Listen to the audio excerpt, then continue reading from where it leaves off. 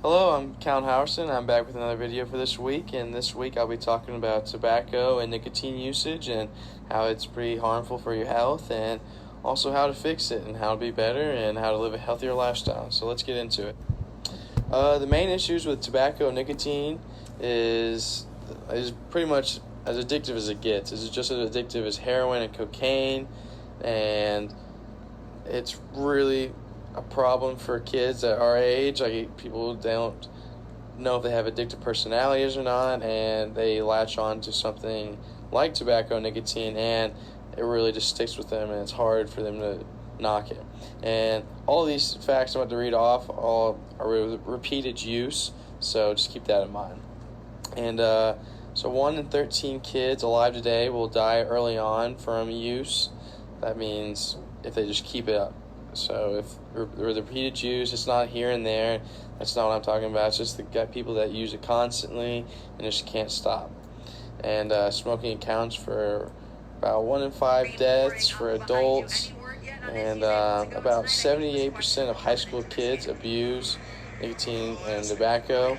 I mean, you've probably seen it. Probably seen it with your friends, and it's just sad. It's hard for them to knock it due to just constant use, and it's just the culture that's been set with the kids these days. And you might have seen it with younger kids as well, because the early age is 12. That's where a lot of studies have indicated. They've done research on 12-year-olds who have been started addicted on nicotine and tobacco. So that's pretty scary stuff. Then go down to the last point, vapor and e-cigs. It's not water, it's toxic aerosol.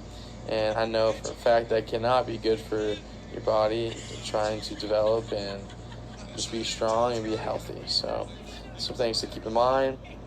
And the main risk is obviously cancer.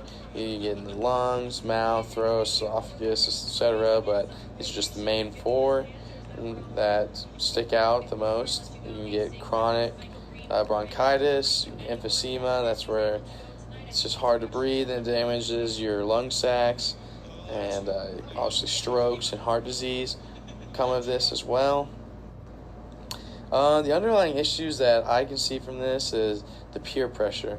The peer pressure probably starts with young underclassmen going into high school. They just want to fit in and be cool with the upperclassmen. That means a lot to them, and upperclassmen, I mean, the same thing happened to them, so they're going to push that same ideology on these kids and make them just try to fit in and be cool, and they get into that stuff. It's pretty sad to see. And the nicotine goes straight to the brain. It's like a numbing chemical, and these kids, it hurts their brain development and whatnot, so that's another problem. And it's promoted as cool and an edgy act. You'll see this in a lot of movies where people are smoking cigarettes as high school kids, just hanging out, and that's just how it's been promoted. So nobody really thinks too down of it. So there's that. And a lot of things I read and hear about these kids, they just like the flavor of it, and that's why they enjoy it so much. Like, if it didn't have the flavors that they really enjoy, then they wouldn't be on it so much. So that's also a problem. That's try to advertise it with the tasteful flavors and the bright colors to make it seem like it's pretty good, but in all actuality, it's not.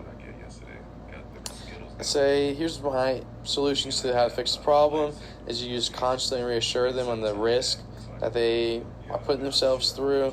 You just keep hammering it home, telling them, hey, like, you want to be healthy and you want to live a long life and comfort and be able to live just healthy. Just stop just indulging in these acts and just be smart about it. Another thing is, for parents, just set a good example for your kids and their friends. Don't be smoking, and try to tell them to stop, because that wouldn't make too much sense to them, and they'll just think you're full of it. So there's that. And I mean, people just want a good leader to look up to, a good role model. So that's just my opinion.